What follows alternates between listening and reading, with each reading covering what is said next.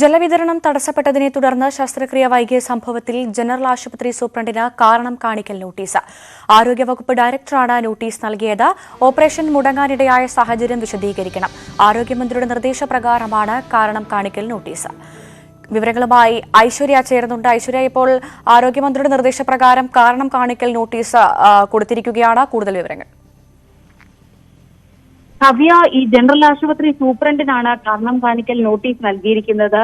ആരോഗ്യ വകുപ്പിന്റെ ഭാഗത്തു നിന്ന് ഇത്തരത്തിലുള്ള വിശദീകരണം തേടുന്നത് അടക്കമുള്ള നടപടിയിലേക്ക് കടന്നത് തന്നെ ഇത്തരത്തിലുള്ള വാർത്തകളാണ്. സംഭവം വിവാദമാവുന്നത് ഈ കഴിഞ്ഞ 2 ദിവസമായി ജനറൽ ആശുപത്രിയിൽ വെള്ളം ഇല്ല എന്നുള്ള ഒരു റിപ്പോർട്ട് ലഭിക്കുന്നു. അതിനു പുറമെ ഇന്ന് ശസ്ത്രക്രിയകൾ വൈകുകൂടി ചെയ്തതോടുകൂടിയാണ് ആരോഗ്യ വകുപ്പിന്റെ ഭാഗത്തു നിന്ന് അത്തരം വാർത്തകൾ പുറത്തു വന്നതോടുകൂടിയാണ് ആരോഗ്യ വകുപ്പിന്റെ ഭാഗത്തു നിന്ന് ഒരു ഇടപെടൽ ഉണ്ടാകുന്നത്.